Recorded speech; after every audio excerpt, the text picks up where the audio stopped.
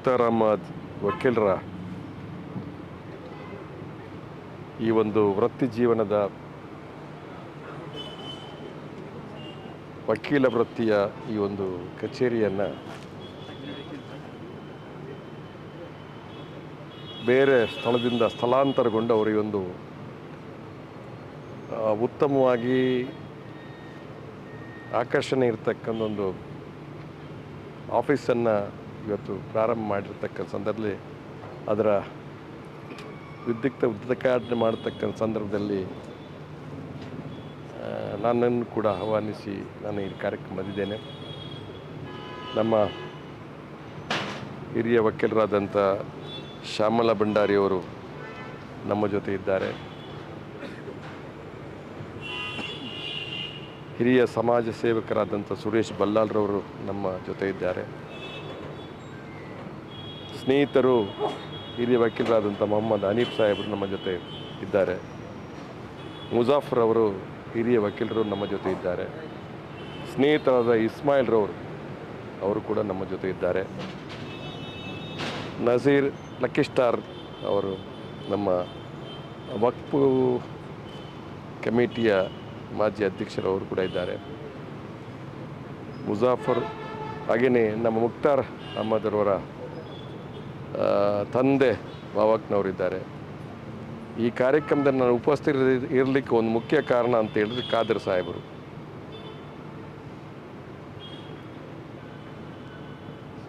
ಅವರು ಇವರ ಮಾವ ಕೂಡ ನನಗೆ ಭಾಳ ಹತ್ತಿರದ ಆತ್ಮೀಯರು ಕೂಡ ಹೌದು.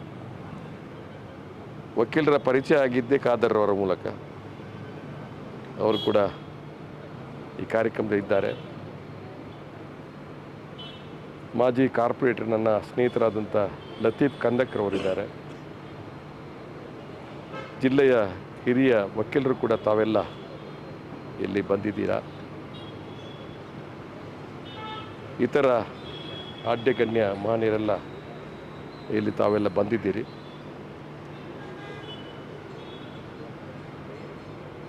ಮುಕ್ತಾರ್ ಅಹಮದ್ರವರು ನನಗೆ ಬಹಳಷ್ಟು ವರ್ಷದಿಂದ ಪರಿಚಯದ ಜೊತೆಯಲ್ಲಿ ಅವರ ಹಳೆಯ ಕಚೇರಿಯನ್ನು ಕೂಡ ಉದ್ಘಾಟನೆ ಮಾಡ್ತಕ್ಕಂಥ ಸಂದರ್ಭ ಇತ್ತು ಅಂತ ಹೇಳೋದನ್ನು ನಾನು ಈ ಸಂದರ್ಭದಲ್ಲಿ ಉಲ್ಲೇಖ ಮಾಡಲಿಕ್ಕೆ ಸಂತೋಷ ಪಡ್ತೇನೆ.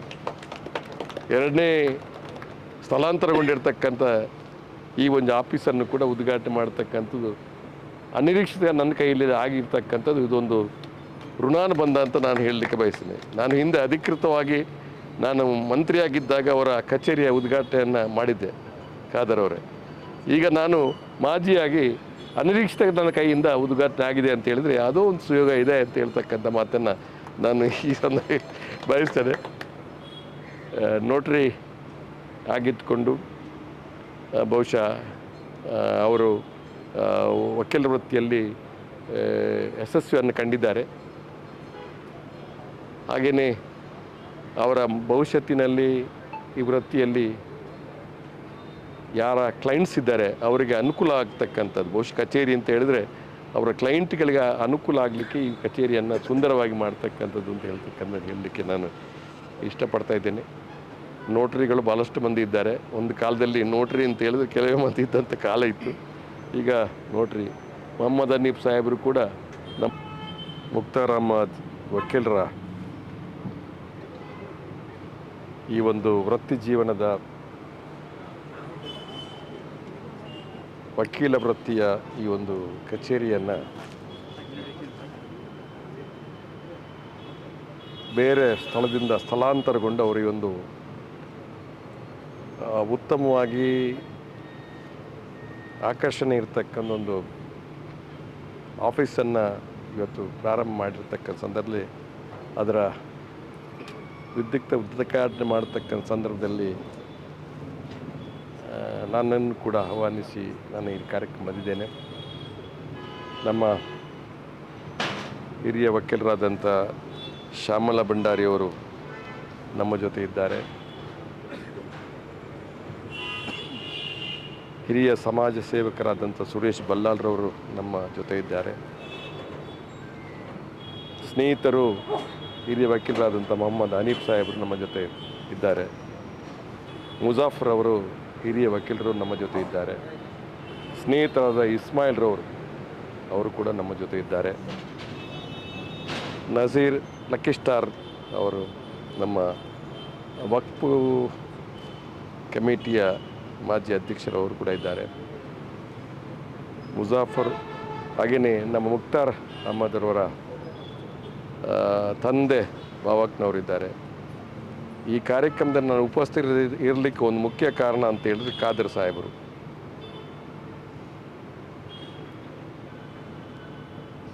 ಅವರು ಇವರ ಮಾವ ಕೂಡ ನನಗೆ ಭಾಳ ಹತ್ತಿರದ ಆತ್ಮೀಯರು ಕೂಡ ಹೌದು. ವಕೀಲರ ಪರಿಚಯ ಆಗಿದ್ದೇ ಖಾದರ್ ಅವರ ಮೂಲಕ. ಅವರು ಕೂಡ ಈ ಕಾರ್ಯಕ್ರಮದಲ್ಲಿ ಇದ್ದಾರೆ.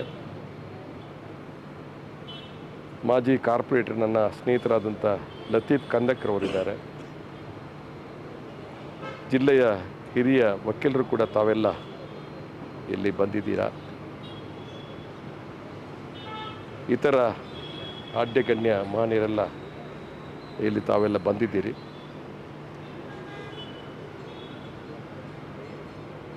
ಮುಕ್ತಾರ್ ಅಹಮದ್ರವರು ನನಗೆ ಬಹಳಷ್ಟು ವರ್ಷದಿಂದ ಪರಿಚಯದ ಜೊತೆಯಲ್ಲಿ ಅವರ ಹಳೆಯ ಕಚೇರಿಯನ್ನು ಕೂಡ ಉದ್ಘಾಟನೆ ಮಾಡ್ತಕ್ಕಂಥ ಸಂದರ್ಭ ಇತ್ತು ಅಂತ ಹೇಳೋದನ್ನು ನಾನು ಈ ಸಂದರ್ಭದಲ್ಲಿ ಉಲ್ಲೇಖ ಮಾಡಲಿಕ್ಕೆ ಸಂತೋಷ ಪಡ್ತೇನೆ.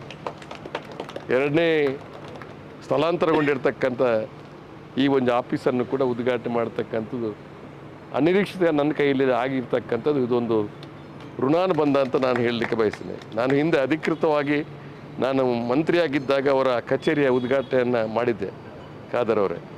ಈಗ ನಾನು ಮಾಜಿಯಾಗಿ ಅನಿರೀಕ್ಷಿತ ನನ್ನ ಕೈಯಿಂದ ಉದ್ಘಾಟನೆ ಆಗಿದೆ ಅಂತ ಹೇಳಿದರೆ ಯಾವುದೋ ಒಂದು ಸುಯೋಗ ಇದೆ ಅಂತ ಹೇಳ್ತಕ್ಕಂಥ ಮಾತನ್ನು ನಾನು ಈ ಸಂದರ್ಭ ಬಯಸ್ತೇನೆ. ನೋಟ್ರಿ ಆಗಿದ್ದುಕೊಂಡು ಬಹುಶಃ ಅವರು ವಕೀಲ ವೃತ್ತಿಯಲ್ಲಿ ಯಶಸ್ವಿಯನ್ನು ಕಂಡಿದ್ದಾರೆ. ಹಾಗೆಯೇ ಅವರ ಭವಿಷ್ಯತ್ತಿನಲ್ಲಿ ಈ ವೃತ್ತಿಯಲ್ಲಿ ಯಾರ ಕ್ಲೈಂಟ್ಸ್ ಇದ್ದಾರೆ ಅವರಿಗೆ ಅನುಕೂಲ ಆಗ್ತಕ್ಕಂಥದ್ದು, ಬಹುಶಃ ಕಚೇರಿ ಅಂತ ಹೇಳಿದ್ರೆ ಅವರ ಕ್ಲೈಂಟ್ಗಳಿಗೆ ಅನುಕೂಲ ಆಗಲಿಕ್ಕೆ ಈ ಕಚೇರಿಯನ್ನು ಸುಂದರವಾಗಿ ಮಾಡ್ತಕ್ಕಂಥದ್ದು ಅಂತ ಹೇಳಲಿಕ್ಕೆ ನಾನು ಇಷ್ಟಪಡ್ತಾ ಇದ್ದೇನೆ.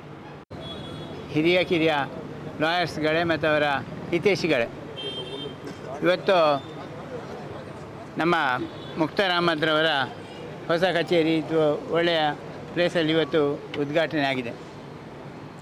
ನಾನು ಹೆಚ್ಚು ಮಾತಾಡಿದೆ ಅಂದರೆ ಇದು ಲಾಯರ್ನವರು ನಮಗೆ ಎಂತೆಂಥ ಅದರ ಬಗ್ಗೆ ಹೆಚ್ಚು ಗೊತ್ತಿಲ್ಲ, ಲಾ ಬಗ್ಗೆ.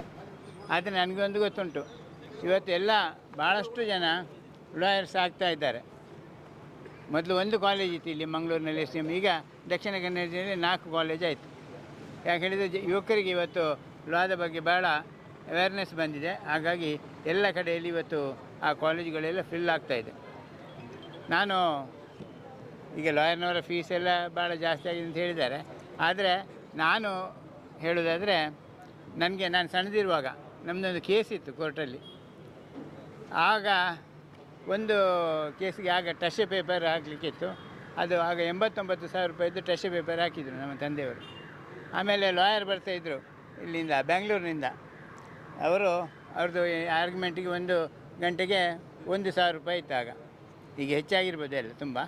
ಆದರೂ ಲಾ ಪ್ರೊಫೆಷನಲ್ಲಿ ಏನಿದೆ ಇದು ಬಹಳ ಒಳ್ಳೆಯ ಪ್ರೊಫೆಷನಲ್, ಎಲ್ರಿಗೂ ಸಹಾಯ ಮಾಡುವಂಥದ್ದು ಮತ್ತು ಎಲ್ಲರನ್ನು ಪ್ರೀತಿಸುವಂಥ ಒಂದು ಎಜುಕೇಷನ್ ಹೇಳಿದರೆ ಅದು ಲಾ. ಹಾಗಾಗಿ ಲಾದ ಬಗ್ಗೆ ನಾನು ಭಾಳ ಲಾಯರ್ಸ್ನವರಿಗೆ ಹೆಚ್ಚು ರೆಸ್ಪೆಕ್ಟನ್ನು ಕೊಡ್ತಾ ಇದ್ದೇನೆ. ಯಾಕೆ ಹೇಳಿದರೆ ಅವರ ಕೈಯಲ್ಲಿ ಇಡೀ ನಮ್ಮ ಭವಿಷ್ಯ ಇದೆ. ಹಾಗಾಗಿ ನಾನು ಈ ಒಂದು ಮುಕ್ತಾರ್ ಅಹಮದ್ರವರ ಮತ್ತು ಅವರ ಅಸೋಸಿಯೇಷನ್ ಆಶೀಶ್ ಮತ್ತು ಹೌದು ಫೈಜಲ್ ಅಫ್ಸಾ ಅವರು ಬರಲಿಲ್ಲ ಅನ್ತದೆ. ಅವ್ರು ಮೇಡ ನನ್ನ ಫ್ರೆಂಡ್. ಆಶೀಶ್ ನಮ್ಮದು ಭಾಳ ಹೆಚ್ಚಾಗಿ ಮನೆಗೆ ಬರ್ತಾ ಇರ್ತಾರೆ. ಹಾಗಾಗಿ ಇವರೆಲ್ಲ ಸೇರಿದಂಥ ಈ ಒಂದು ಸಂಸ್ಥೆ ಉತ್ತರೋತ್ತರವಾಗಿ ಅಭಿವೃದ್ಧಿ ಆಗಲಿ ಅಂತ ಹೇಳಿ ನಾನು 2 ಮಾತನ್ನು ಮುಕ್ತಾಯ ಮಾಡ್ತಾ ಇದ್ದೇನೆ. ಮುಕ್ತಾರ್ ಅಹಮದ್ರವರಿಗೆ ಇನ್ನಷ್ಟು ಒಳ್ಳೆಯ ಒಂದು ಅವಕಾಶ ಸಿಗಲಿ ಅಂತ ಹೇಳಿ ನಾನು 2 ಮಾತನ್ನು ಮುಗಿಸ್ತೇನೆ. ಜೈ ಹಿಂದ್. ಎಲ್ಲ ಹಿರಿಯರೇ, ಅದರಲ್ಲೂ ನಮ್ಮ ಮಾರ್ಗದರ್ಶಕರಾದ ಮಾನ್ಯ ಶ್ರೀ ಬಿ ರಾಮನಾಥ್ ರೈ ಅವರೇ, ಹಾಗೆ ನಮ್ಮದೇ ಊರಿನವರಾದ ಕೋರ್ಡಿಲ್ನ ಸುರೇಶ್ ಬಲ್ಲಾಲ್ರವರೇ, ಹಾಗೆ ನಮ್ಮ ನೋಟ್ರಿ ಇದರ ಒಕ್ಕೂಟದ ಅಧ್ಯಕ್ಷರಾದ ಶ್ಯಾಮಲಾ ಭಂಡಾರಿ ಅವರು. ತಾವು 2000ದಲ್ಲಿಯಾ ನೋಟ್ರಿ ಆದದ್ದು? ಅದೇ ಟೈಮ್ನಲ್ಲಿ ನಾನು ಕೂಡ ನೋಟ್ರಿ ಆಗಿದ್ದೆ. ಮಾನ್ಯ ರಮನಾಥ್ ರೈವರ ಒಂದು ಪ್ರಯತ್ನದಿಂದ ನಾನು ಈ ಪ್ರೊಫೆಷನ್ಗೆ ಬಂದದ್ದು 1990ರಲ್ಲಿ. ನನ್ನ ಹಿರಿಯವರು ನನ್ನ ಸೀನಿಯರ್ MB ಅಬ್ದುಲ್ ರಹಮಾನ್. ಅಲ್ಲಿ ಒಂದು 2.5-3 ವರ್ಷ ಅವರ ಅಸಿಸ್ಟೆಂಟ್ ಆಗಿ ನಾನು ಮತ್ತೆ ಸ್ವಂತ ಆಫೀಸ್ ಮಾಡಿ, ಆನಂತರ ಕೆಲವರಾದರು. ಮತ್ತು ನಾನು ಹೊಸ ಆಫೀಸಿಗೆ ಬಂದೆ. ಆವಾಗ ಮುಕ್ತಾರ್ ಅಹಮದ್ರವರ ತಂದೆ ಮತ್ತು ಅವರ ದೋಸ್ತಿ ಬಂದು ಮುಕ್ತಾರ್ ಅಹಮದ್ರವ್ರನ್ನ ನಿಮ್ಮ ಆಫೀಸಿನಲ್ಲಿ ನಿಮ್ಮ ಕೊಲಿಗಾಗಿ ಸೇರಿಸ್ಕೊಳ್ಬೇಕು ಅಂತ.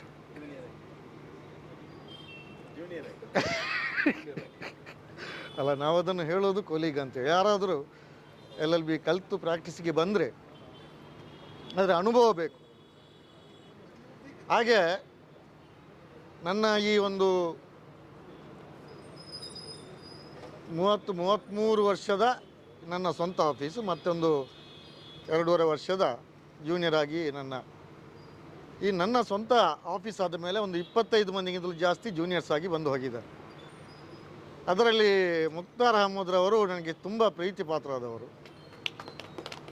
ಬಹಳ ಒಳ್ಳೆಯ ಒಂದು ಸ್ವಭಾವವನ್ನು ರೂಢಿಸಿಕೊಂಡು ಈ ಒಂದು ಪ್ರೊಫೆಷನ್ನಲ್ಲಿ ಮೇಲೆ ಬಂದಿದ್ದಾರೆ. ನಾವು ಪ್ರೊಫೆಷನಲ್ ಎಥಿಕ್ಸನ್ನು ರೂಢಿಸಿಕೊಳ್ಬೇಕು. 100% ಆಗಲಿಕ್ಕಿಲ್ಲ, ಆದರೆ ಒಂದು 90% ಆದರೂ ಒಂದು ಪ್ರೊಫೆಷನಲ್ ಎಥಿಕ್ಸನ್ನು ರೂಢಿಸಿಕೊಂಡು ಬಂದರೆ ಅದಕ್ಕೆ ಮತ್ತು ನಥಿಂಗ್ ಸಕ್ಸೀಡ್ಸ್ ಲೈಕ್ ಸಕ್ಸಸ್ ಅಂತೇಳಿ. ನಮ್ಮ ಯಾವಾಗಲೂ ಹೇಳ್ತಾ ಇರ್ತೇನೆ, ಶಂಕರ್ ಭಟ್ರೊಮ್ಮೆ ಬಂದಿದ್ದರು ನಾವು LLBಯಲ್ಲಿ ಫೈನಲ್ ಇದ್ದಾಗ ಟಾಕ್ ಕೊಡಲಿಕ್ಕೆ. ಎಲ್ಲ ಸ್ಪೀಚ್ ಮಾಡಿದ ಮೇಲೆ ಎಲ್ಲ ಮಕ್ಕಳು ಬೊಬ್ಬೆ ಹಾಕಲಿಕ್ಕೆ ಶುರು ಮಾಡಿದರು. ಈಗ ಇವರು ಹೇಳಿದರು 4-5 ಕಾಲೇಜ್ ಇಲ್ಲಿ ಆಯಿತು ಪುನಃ ಅಂತ. ಆವಾಗಲೇ this profession is over crowded, no what to do sir ಅಂತ ಎಲ್ಲ ಬೊಬ್ಬೆ ಹಾಕಲಿಕ್ಕೆ ಸ್ಟಾರ್ಟ್ ಮಾಡಿದರು. ಅದು ಹುಡುಗಿಯರು. ಆವಾಗ ಅವರು ಒಂದು ಸ್ವಲ್ಪ ದೀರ್ಘ ಶ್ವಾಸ ತಗೊಂಡ್ರು. Yes bottom is over crowded, there is space at the top ಅಂತ ಹೇಳಿಬಿಟ್ರು. ಅದೇ ಎಲ್ಲ ಫೀಲ್ಡ್ನಲ್ಲಿಯೂ ಅಷ್ಟೇ, ಕೆಳಗೆ ಎಲ್ಲರೂ ಗುದ್ದಾಡಿಕೊಂಡು ಕಾಂಪಿಟೇಷನ್ ಮಾಡಿಕೊಂಡಿರ್ತಾರೆ. ನಾವು ಇದರಲ್ಲಿ ಮೇಲೆ ಬಂದಾಗ ರಾಜಕೀಯದಲ್ಲಿ ಮಾನ್ಯ ರಮನಾಥ್ ರೈ ಅವರು ಹೇಗಿದ್ದಾರಾ, ಸೊ ಅಲ್ಲಿ ಕಾಂಪಿಟೇಷನ್ ಇಲ್ಲ, ಕಡಿಮೆ. ಈ ಪ್ರೊಫೆಷನ್ನಲ್ಲಿ ಕೂಡ ಹಾಗೆ ನಾವು ಕ್ಲೈಂಟ್ಸ್ಗಳಿಗೆ,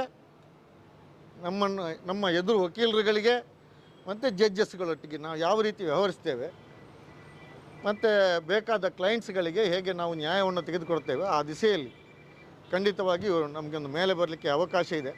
ಆ ದಿಸೆಯಲ್ಲಿ ನನಗೂ ಈಗ 35 ವರ್ಷ ಆಯಿತು. ಇವರು ಮುಕ್ತಾರ್ ಅಹಮದ್ರು ಈಗ ಇಷ್ಟು ಜೂನಿಯರ್ಸ್ಗಳನ್ನೆಲ್ಲ ಇಟ್ಕೊಂಡು ಮುಂದೆ ಬರ್ತಾ ಇದ್ದಾರೆ. ನಮ್ಮ ಆಫೀಸಿಗೆ ಬಂದವರು ಎಲ್ಲರೂ ಒಳ್ಳೆಯದಾಗಿದ್ದಾರೆ.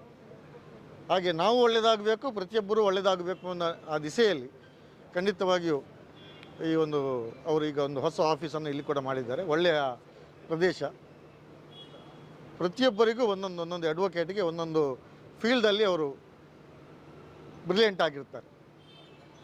ಎಲ್ಲ ಅಡ್ವೊಕೇಟ್ಸ್ ಇನ್ನೂ ಬೇಕು. ಮೊದಲು ಕೂಡ ಇತ್ತು, ಜವಾಹರ್ಲಾಲ್ ನೆಹರು ಅವರ ಕಾಲದಲ್ಲಿ ಕೂಡ ಜಾಸ್ತಿ ಇತ್ತು ಅಂತೇಳಿ.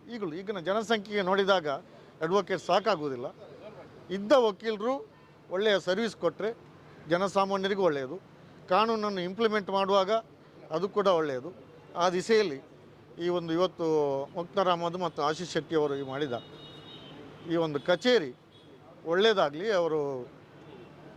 ಅವರ ಪ್ರೊಫೆಷನ್ ಒಳ್ಳೆಯದಾಗಲಿ, ಸಮಾಜಕ್ಕೆ ಒಳ್ಳೆಯದಾಗಿ ಬರಲಿ ಅಂತೇಳಿ. ನಾವು ಕೂಡ ಸಮಾಜದಿಂದ ಭಾರಿ ಕಷ್ಟಪಟ್ಟು ನಾವು ಕೂಡ ಬಂದಿದ್ದೆವು. ನಾನು PUC ಆಗಿದ್ದಾಗ, PUC ಕಂಪ್ಲೀಟ್ ಮಾಡಿದಾಗ ರಮನಾಥ್ ರೈ ಅವರು 85ಯಲ್ಲಿ ಪ್ರಥಮ MLA ಆದರು. ಅವರ ಪ್ರಥಮ ಲೆಟರ್ನಿಂದಾಗಿ ನನಗೆ ಹಾಸ್ಟೆಲ್ ಸಿಕ್ಕಿತ್ತು ಗೌರ್ಮೆಂಟ್ ಕಾಲೇಜ್. ಅವರು ಪ್ರಥಮ MLA, ಅವರ ಪ್ರಥಮ ಲೆಟರ್ನಿಂದಾಗಿ ನನಗೆ ಅಶೋಕ್ ನಗರದ ಗೌರ್ಮೆಂಟ್ ಹಾಸ್ಟೆಲ್ನಲ್ಲಿ ದೇವರಾಜ ಅರಸರವರ ಪ್ರಯತ್ನದಿಂದ ಆ BCM ಹಾಸ್ಟೆಲ್ನಲ್ಲಿ ಸಿಕ್ಕಿತ್ತು, ಬ್ಯಾಕ್ವರ್ಡ್ ಕ್ಲಾಸ್. ಅಲ್ಲಿ 5 ವರ್ಷ ಕಲ್ತಿದ್ದೆವು. ಮತ್ತು ಪ್ರೊಫೆಷನಿಗೆ ಬಂದೆವು. 2000 ಇಸವಿಯಲ್ಲಿ ಅವರದೇ ಪ್ರಯತ್ನದಿಂದಾಗಿ ನನ್ನ ನೋಟ್ರಿ ಮಾಡಿದರು. 2014ರಲ್ಲಿ ಕರ್ನಾಟಕ ಬ್ಯಾರಿ ಸಾಹಿತ್ಯ ಅಕಾಡೆಮಿ ಅಧ್ಯಕ್ಷರಾಗಿ ಇವರು ಉಸ್ತುವಾರಿ ಸಚಿವರಾಗಿದ್ದಾಗ ನನಗೆ ಅಕಾಡೆಮಿ ಅಧ್ಯಕ್ಷರಾಗಿ ಒಂದು ಅಕಾಡೆಮಿ ಕಾರ್ಯ ನಡೆಸುವ ಕೆಲಸವು ಆಸ್ಪದ ಸಿಕ್ಕಿತ್ತು. ಅಂತೂ ಈ 35 ವರ್ಷದಲ್ಲಿ ನಾವು ಕೂಡ ಒಳ್ಳೆಯ ಸರ್ವಿಸ್ ಕೊಡಲಿಕ್ಕೆ ಪ್ರಯತ್ನ ಮಾಡಿದ್ದೇವೆ. ಯಾರಿಗೆ 1-2 ಮಂದಿಗೆ ಹೆಚ್ಚು ಕಡಿಮೆ ಆಗಿರಲಿಕ್ಕೂ ಸಾಕು, ಆದರೆ ಸಮಾಜದ ಹಿತದೃಷ್ಟಿಯಿಂದ ಒಳ್ಳೆಯ ಕೆಲಸವನ್ನು ಮಾಡಲಿಕ್ಕೆ ನಾವು ಪ್ರಯತ್ನಿಸಿದ್ದೇವೆ. ಅದೇ ರೀತಿ ಮುಕ್ತಾರಿಂದಲೂ ಅದೇ ರೀತಿ ಒಳ್ಳೆಯ ಕೆಲಸಗಳು ಖಂಡಿತವಾಗಿ ಬರ್ತದೆ. ಆ ದಿಸೆಯಲ್ಲಿ ನಿಮಗೆ ಎಲ್ಲರೂ ಅವರಿಗೆ ನಾವು ಪ್ರೇಯರ್ ಮಾಡೋಣ, ಒಳ್ಳೆಯದಾಗಲಿ.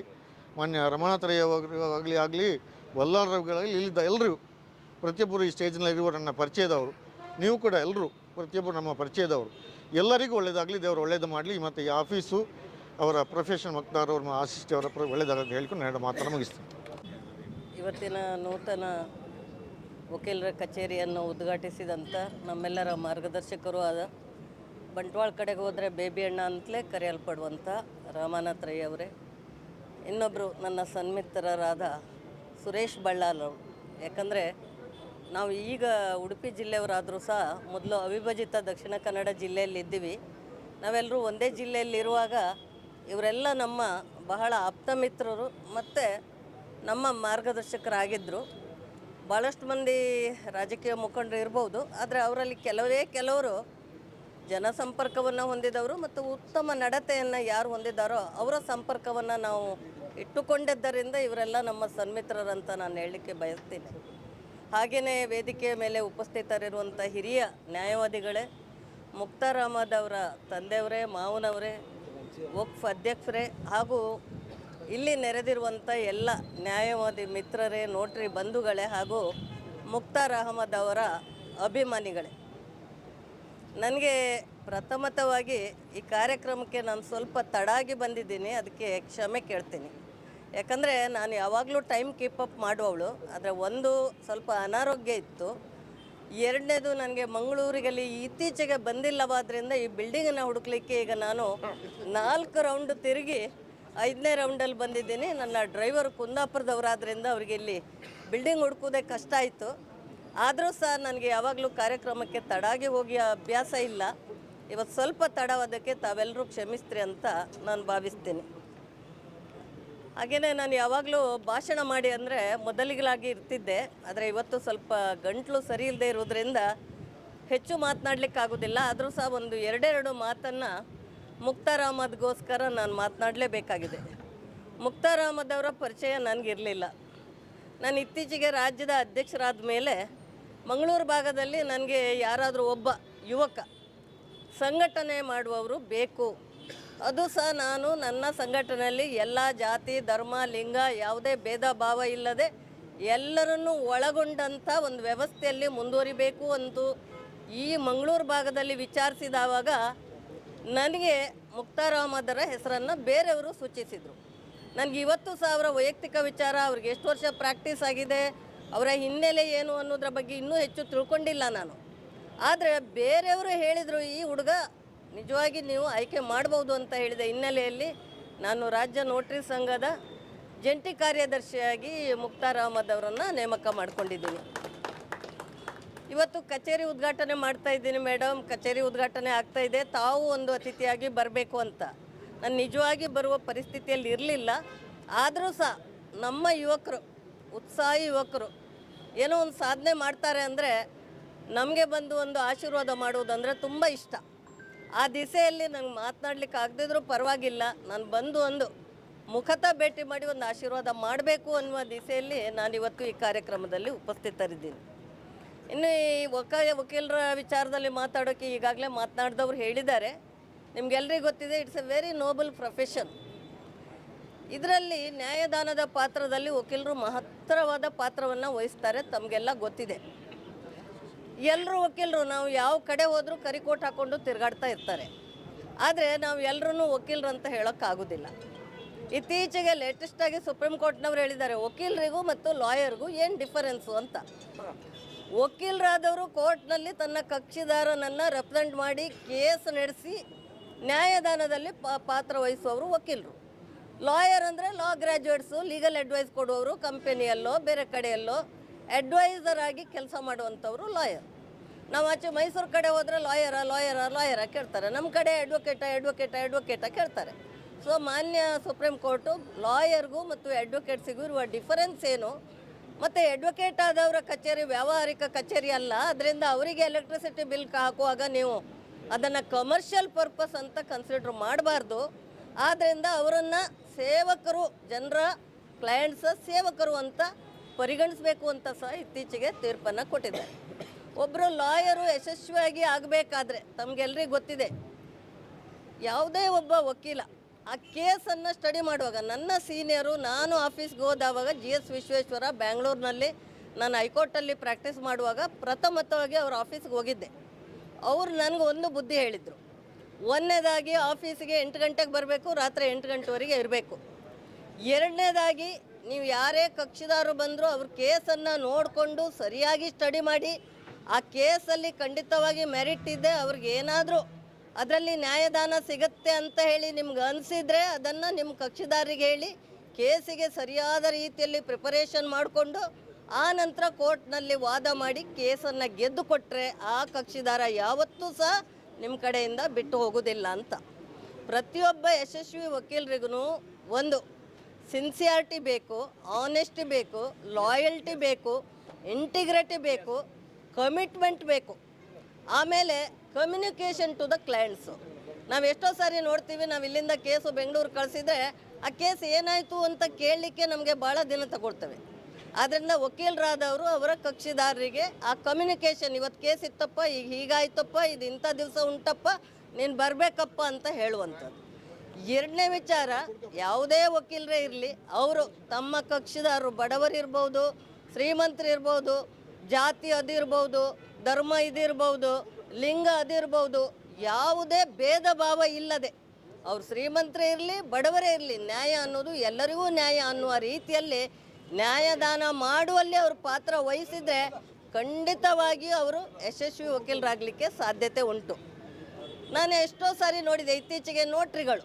ಮೊದಲು ನೋಟ್ರಿಗಳಂದರೆ ಒಂದು ತಾಲೂಕಿಗೆ ಒಂದು 3 ಜನ 4 ಜನ, ಅದು ಸಹ ನಮ್ಮ ರಮಣತ್ರಯಿಗಳು ಕೆಲವರಿಗೆಲ್ಲ ಮಾಡಿಕೊಟ್ಟಿದ್ದಾರೆ. ನಾವು ಅವ್ರ ಬೆನ್ನಿಂದ ಬೀಳಬೇಕು, ಸರ್ ನಮಗೆ ಮಾಡಿಕೊಡಿ ಅಂಥೇಳಿ. ಆದರೆ ಈಗ ಆಗಲ್ಲ. ಸ್ಟೇಟಲ್ಲಿ ಸ್ವಲ್ಪ ಕಷ್ಟ ಇದೆ, ಆದರೆ ಸೆಂಟ್ರಲ್ ನೋಟ್ರೀಸು ಯಾರ್ಯಾರ್ದು ಅಫಿಡವಿಟ್ ತೊಗೊಂಡು ಯಾರ್ಯಾರ್ದು ರೆಕಮೆಂಡೇಷನ್ ಮಾಡ್ಕೊಂಡು ಬರ್ತಾರೆ. ಆದರೆ ನಮಗೆ ಬೇಸರ ಏನಂದರೆ, ಯಾರೋ ಒಬ್ಬರೋ ಇಬ್ಬರೋ ಮಾಡುವ ತಪ್ಪಿನಿಂದಾಗಿ ಇತ್ತೀಚೆಗೆ ನೋಡಿ ರಿಜಿಸ್ಟ್ರೇಷನ್ಗೆ ಪವರ್ ಆಫ್ ಅಟರ್ನಿ ಇದ್ದರೆ ಅದು ಕಂಪಲ್ಸರಿ ರಿಜಿಸ್ಟರ್ ಆಗಬೇಕು ಅಂತ ಮಾಡಿದರು. ಇದರಿಂದ ಸಮಸ್ಯೆ ಏನಾಗಿತ್ತು ಅಂದರೆ ಹೈಕೋರ್ಟ್ನವರು ತೀರ್ಪು ಕೊಟ್ಟರು, ಎಲ್ಲ ಪವರ್ ಆಫ್ ಅಟರ್ನಿ ಮಿಸ್ಯೂಸ್ ಆಗ್ತದೆ ಅಂತ. ಯಾಕೆ ಮಿಸ್ಯೂಸ್ ಆಗ್ತದೆ? ಯಾರು ಆ ಪವರ್ ಆಫ್ ಅಟರ್ನಿ ತಂದಿದ್ದಾರೆ ಅವ್ರು ಮಿಸ್ಯೂಸ್ ಮಾಡಬೇಕು, ಇಲ್ಲ ಈ ವಕೀಲರು ಮಿಸ್ಯೂಸ್ ಮಾಡಿರಬೇಕು, ಯಾರೋ ಒಬ್ಬರು ಮಾಡಿರಬೇಕು, ನೋಟ್ರಿ ಮಾಡಿರಬೇಕು. ಇದರಿಂದ ಏನಾಯಿತು, ಹಿಂದೆ ಎಲ್ಲ ವಿದೇಶದಲ್ಲಿ ಇದ್ದವರು ಊರಿಗೆ ಬಂದಾವಾಗ ಒಂದು ಪವರ್ ಆಫ್ ಅಟರ್ನಿ ಮಾಡಿಕೊಟ್ಟು ಹೋಗ್ತಿದ್ರು. ಈಗ ಅದಾಗೋದಿಲ್ಲ, ನೀವು ಪುನಃ ಬರಬೇಕು. ನೀವು ಪವರ್ ಆಫ್ ಅಟರ್ನಿ ಮಾಡೋದಿದ್ರು ಸಬ್ ರಿಜಿಸ್ಟ್ರ್ ಆಫೀಸಿಗೆ ಬರಬೇಕು, ರಿಜಿಸ್ಟ್ರೇಷನ್ ಮಾಡೋದಿದ್ರು ನೀವು ಮಾಡಬೇಕು ಅಂತ. ಅದನ್ನು ಮಾಡಿದರೆ ಪರವಾಗಿಲ್ಲ, ಸರ್ಕಾರ ಮಾಡಿದೆ. ಆದರೆ ರೆಟ್ರೋಸ್ಪೆಕ್ಟಿವ್ ಎಫೆಕ್ಟಲ್ಲಿ ಮಾಡಿದರು. ಪ್ರಾಸ್ಪೆಕ್ಟಿವ್ ಎಫೆಕ್ಟ್ ಮುಂದಿನ ದಿನಗಳಲ್ಲಿ ಅಂತ ಮಾಡಿದರೆ ಆಗ್ತಿತ್ತು. ಆದರೆ ಯಾರ್ಯಾರು ಮಾಡಿಕೊಟ್ಟು ಹೋಗಿದ್ದಾರೆ ಅವ್ರಿಗೆ ಈಗ ಭಾಳ ತೊಂದರೆ ಆಗ್ತದೆ, ಅವ್ರಿಗೆ ಬರೋದು ಕಷ್ಟ. ಇಂಥ ಸಂದರ್ಭದಲ್ಲಿ ನಮ್ಮ ರಮಣತ್ರಯ ಅಂತವರು ವಿಧಾನಸಭೆಯಲ್ಲಿ ಇರಬೇಕಿತ್ತು. ಯಾಕಂದರೆ ಅವರಿಗೆ ಪ್ರಾಕ್ಟಿಕಲ್ ಪ್ರಾಬ್ಲಮ್ಸ್ ಏನು ಅನ್ನೋದು ಗೊತ್ತಿದೆ. ಈ ನೋಡಿ, ಈ ಥರ ನೀವು ಹಿಂದಿಂದು ಮಾಡಿದರೆ ಜನರಿಗೆ ತೊಂದರೆ ಆಗ್ತದೆ. ಕಾನೂನು ಮಾಡೋದು ಯಾಕೆ? ನಾವು ಜನಪ್ರತಿನಿಧಿಗಳನ್ನ ಆಯ್ಕೆ ಮಾಡೋದು ಯಾಕೆ? ಅವರು ಲೆಜಿಸ್ಲೇಟರ್ಸ್ ಆಗಿ ಹೋಗೋದು ಯಾಕೆ? ಅವ್ರು ಯಾಕೆ ಆಡಳಿತ ಮಾಡೋದು? ನಮ್ಮ ಜನರ ಹಿತಾಸಕ್ತಿಯನ್ನು ಕಾಪಾಡಲಿಕ್ಕೆ. ಆ ಸಂದರ್ಭದಲ್ಲಿ ಅಲ್ಲಿ ಕಾನೂನು ಮಾಡುವವರು ಏನಾದರೂ ತಪ್ಪು ಮಾಡಿದರೆ ಅದನ್ನು ಸರಿ ಮಾಡುವವರು ಲಾಯರೇ ಆಗಬೇಕಂದಿಲ್ಲ. ಜನಸಂಪರ್ಕ ಇರುವ ಜನಪ್ರತಿನಿಧಿಗಳಲ್ಲಿದ್ದರೆ ಖಂಡಿತವಾಗಿಯೂ ಮಾಡಲಿಕ್ಕೆ ಸಾಧ್ಯತೆ ಇದೆ. ಆದರೆ ನಮ್ಮ ಗ್ರಹಚಾರ ಏನಂದರೆ, ನಾವು ಒಳ್ಳೆಯವರನ್ನು ಆಯ್ಕೆ ಮಾಡೋದಿಲ್ಲ, ಒಳ್ಳೆ ಮೆರಿಟ್ ಇದ್ದವ್ರನ್ನ ವಿಧಾನಸಭೆ ಕಳಿಸೋದಿಲ್ಲ, ವಿಧಾನ ಪರಿಷತ್ತಿಗೆ ಕಳಿಸೋದಿಲ್ಲ. ನಾವು ಹಣ ಇದ್ದವರು, ಬಿಸ್ನೆಸ್ ಮ್ಯಾನು ಇಂಥವ್ರನ್ನೇ ಕಳಿಸ್ತೀವಿ. ಇವತ್ತು ಕಾನೂನು ಮಾಡೋದು ಯಾರು? ನಮ್ಮ ಪ್ರತಿನಿಧಿಗಳು. ಅವರಿಗೆ ಕಾನೂನು ಗೊತ್ತಿಲ್ಲದಿದ್ದರೆ ಏನಾಗತ್ತೆ? ಅದನ್ನು ನಾವು ಬ್ಲೈಂಡಾಗಿ ನಮ್ಮ ಜಾತಿಯವ್ರು ನಿಂತಿದ್ರೆ ಅವ್ರಿಗೆ ಓಟ್ ಹಾಕುವ, ನಮ್ಮ ಧರ್ಮದವ್ರು ನಿಂತಿದ್ದಾರೆ ಅವ್ರಿಗೆ ಓಟ್ ಹಾಕುವ, ನಮ್ಮ ಮಹಿಳೆಯರು ನಿಂತಿದ್ದಾರೆ ಇವ್ರಿಗೆ ಓಟ್ ಹಾಕುವ. ಇದನ್ನು ನಾವು ಮಾಡೋದಕ್ಕಿಂತ ನಿಜವಾಗಿ ನಮ್ಮ ಜನರ ಹಿತಾಸಕ್ತಿಯನ್ನು ಕಾಪಾಡುವವರನ್ನು ಆಯ್ಕೆ ಮಾಡಿದರೆ ಖಂಡಿತವಾಗಿಯೂ ಉತ್ತಮ ಕಾನೂನನ್ನು ಮಾಡಲಿಕ್ಕೆ ಸಾಧ್ಯತೆ ಇದೆ. ನಮ್ಮಲ್ಲಿ ಒಬ್ಬರು ಹಿರಿಯ ವಕೀಲರಿದ್ದರು, SS ಕೊಳಕೆಬೈಲ್ರು ಅಂತ. ನಾವೆಲ್ಲ ಕೇಸ್ ಏನಾದರೂ ನಡೆಸಿ ಜಡ್ಜ್ಮೆಂಟಿಗಿದ್ದಾಗ ಕಕ್ಷಿದಾರಕ್ಕಿಂತ ನಮಗೆ ಚಿಂತೆ ಜಾಸ್ತಿ. ನಾಳೆ ಏನು ಜಡ್ಜ್ಮೆಂಟ್ ಆಗುತ್ತೇನೋ, ನಮ್ಮ ಕಕ್ಷಿದಾರಿಗೆ ಏನು ಉತ್ತರ ಕೊಡೋದು ಅಂತ. ಆವಾಗ ಅವ್ರು ಎಷ್ಟು ಲೈಟಾಗಿ ಅದನ್ನು ತೊಗೊಳ್ತಿದ್ರು ಅಂದರೆ ಕೊಳಕೆಬೈಲ್ರು, ಏನು ಮಾಡ್ತಾರೆ, ಯಾಕೆ ಟೆನ್ಷನ್ ಮಾಡ್ಕೊಳ್ತೀರಿ, ಆ ಜಡ್ಜ್ ಏನು ಮಾಡ್ತಾರೆ, ಅಪೀಲ್ಗೆ ಹೋಗೋದು ಯಾರು ಅಂತ ಡಿಸೈಡ್ ಮಾಡ್ತಾರೆ. ಇನ್ನೇನು ಮಾಡ್ತಾರೆ, ನೀನು ಗೆದ್ರೆ ಎದುರವರು ಅಪೀಲ್ಗೆ ಹೋಗ್ತಾರೆ, ಎದುರವ್ರು ಗೆದ್ರೆ ನೀನು ಅಪೀಲ್ಗೆ ಹೋಗ್ತೀಯ, ಅದಕ್ಕೆ ಯಾಕೆ ಟೆನ್ಷನ್ ಮಾಡ್ಕೊಳ್ಳೋದು, ಅವರಷ್ಟೇ ಡಿಸೈಡ್ ಮಾಡೋದಂತ ಅಷ್ಟು ತಮಾಷೆಯಿಂದ ಅವ್ರು ಆ ರೀತಿಯಲ್ಲಿ ಹೋಗ್ತಿದ್ರು. ಇನ್ನು ವಕೀಲರಾದವರು ಕೇವಲ ಈ ವಕಾಲತ್ ಅನ್ನೋದು ಅವರ ಜೀವನೋಪಾಯಕ್ಕೆ ಅಲ್ಲ. ವಕೀಲರಿಗೆ ಡ್ಯೂಟಿ ಟವರ್ಡ್ಸ್ ಇಸ್ ಕ್ಲೈಂಟ್ಸ್ ಇರ್ತದೆ, ಡ್ಯೂಟಿ ಟವರ್ಡ್ಸ್ ಇಸ್ ಸೊಸೈಟಿ ಇರ್ತದೆ, ಡ್ಯೂಟಿ ಟವರ್ಡ್ಸ್ ದ ಪಬ್ಲಿಕ್ ಇರ್ತದೆ. ಅವರು ತಮ್ಮ ಪ್ರೊಫೆಷನನ್ನು ಮಾಡುವುದರ ಜೊತೆಗೆ ಸೋಷಿಯಲ್ ಚೇಂಜಸ್ ಮಾಡ್ಬೋದು, ಲೀಗಲ್ ಅವೇರ್ನೆಸ್ ಮಾಡ್ಬೋದು. ಯಾಕಂದರೆ ತಮಗೆಲ್ಲರಿಗೂ ಗೊತ್ತಿದೆ, prevention is better than cure ಅಂತ. ಆದ್ದರಿಂದ ನಾವು ಎಷ್ಟೋ ಜನರಿಗೆ ಕಾನೂನು ಗೊತ್ತಿರೋದಿಲ್ಲ. ನಾನು ಒಂದು ಸಲ ನಿಮಗೊಂದು ಉದಾಹರಣೆ ಹೇಳಬೇಕಂದ್ರೆ, ಒಂದು ಮಹಿಳೆ ತುಂಬ ಅತ್ತೆ ತೊಂದರೆ ಕೊಟ್ಟು ಒಬ್ಬ ಸೊಸೆಗೆ, ಆ ಸೊಸೆ ಸೂಸೈಡ್ ಮಾಡ್ಕೊಳ್ತಾಳೆ. ಸೂಸೈಡ್ ಮಾಡ್ಕೊಂಡು ಕೂಡಲೇ ಪೊಲೀಸರು ಮನೆಗೆ ಬರ್ತಾರೆ. ಬಂದದ್ದು ಯಾಕಂದರೆ FIR ಮಾಡಲಿಕ್ಕೆ, ಈಕೆಯ ಪ್ರಚೋದನೆಯಿಂದ ಆಕೆ ಆತ್ಮಹತ್ಯೆ ಮಾಡ್ಕೊಂಡಿದ್ದಾಳಂತ. ಪಾಪ ಅತ್ತೆಗೆ ಗೊತ್ತಿಲ್ಲ, ಅವಳು ಜೀವ ತಗೊಂಡ್ರೆ ನಾನು ಜವಾಬ್ದಾರಿಯ, ಅವಳು ಜೀವ ಹೆಚ್ಚಾಯ್ತು ಅವಳು ಜೀವ ತಗೊಂಡ್ಳು ಅಂತ. ಅವಳಿಗೆ ಅದು ಗೊತ್ತಿಲ್ಲ. ಅಲ್ಲಮ್ಮ ಅವಳು ಜೀವ ತಗೊಂಡ್ದಾಳೆ, ಅದಕ್ಕೆ ಕಾರಣ ಯಾರು, ನೀನು ಅಂತ ಕಂಪ್ಲೇಂಟ್ ಕೊಟ್ಟಿದ್ದಾರೆ, ಬಾ ನನ್ನ ಜೊತೆ ಅಂತ ಕರ್ಕೊಂಡು ಹೋದ್ರು. ಅಂದರೆ ಆ ಅಮ್ಮನಿಗೆ ಗೊತ್ತಿಲ್ಲ, ನಾನು ಪ್ರಚೋದನೆ ಮಾಡಿ ಅವಳು ಆತ್ಮಹತ್ಯೆ ತಗೊಂಡಿದ್ದರೆ ಅದಕ್ಕೆ ನಾನೇ ಕಾರಣಕರ್ತೆ ಆಗ್ತೆ ಅನ್ನೋದನ್ನು ಗೊತ್ತಿಲ್ಲ ಅವರಿಗೆ. ಹಾಗೆ ನಾನು ಉದಾಹರಣೆ ಕೊಡೋದಾದ್ರೆ ಎಷ್ಟು ಉದಾಹರಣೆ ಬೇಕಾದರೆ ಕೊಡ್ಬೋದು. ಆದ್ದರಿಂದ ಕಾನೂನು ಗೊತ್ತಿರಬೇಕು, ಎಲ್ಲರೂ ವಕೀಲರಾಗಬೇಕಾಗಿಲ್ಲ. ಕಾನೂನು ಗೊತ್ತಿದ್ದರೆ ತಪ್ಪು ಮಾಡೋದು ಕಡಿಮೆ ಆಗ್ತದೆ. ಆಮೇಲೆ ಯಾರು ಲಾಯರ್ ಇದ್ದಾರೆ ಅವರಿಗೆ ಇಲ್ಲಿದ್ದ ವಕೀಲರಿಗೆಲ್ಲ ಗೊತ್ತಿದೆ, ಕರೇಜ್ ಇರ್ತದೆ, ಧೈರ್ಯ ಇರ್ತದೆ. ಮತ್ತು ಅವರಿಗೆ ಎಲ್ಲೆಲ್ಲಿ ಅಡ್ಮಿನಿಸ್ಟ್ರೇಷನ್ ಅವಕಾಶ ಸಿಗ್ತದೆ ಒಳ್ಳೆ ಅಡ್ಮಿನಿಸ್ಟ್ರೇಷನ್ ಮಾಡ್ತಾರೆ ಅವರು. ಯಾಕಂದರೆ ಅವರಿಗೆ ಕಾನೂನು ಗೊತ್ತಿದೆ, ಅವರಿಗೆ ಕರೇಜ್ ಇದೆ, ಅವರಿಗೆ ಧೈರ್ಯ ಇರ್ತದೆ. ನಾವು ಎಲ್ಲಿ ಹೋಗಿ ಮಾತಾಡ್ಬೋದು. ನಾವು ಕರೆಕ್ಟ್ ಇದ್ದರೆ ಎಲ್ಲಿ ಸಹ ನಾವು ನ್ಯಾಯದಾನವನ್ನು ಮಾಡ್ಬೋದು. ಆಮೇಲೆ ಕೆಲವರಿದ್ದಾರೆ ಕೇಸಿಗೆ misleading the court, misrepresentation of the facts, ಒಟ್ಟು ನಮಗೆ ಹಣ ಮಾಡಬೇಕು ಅಂತ.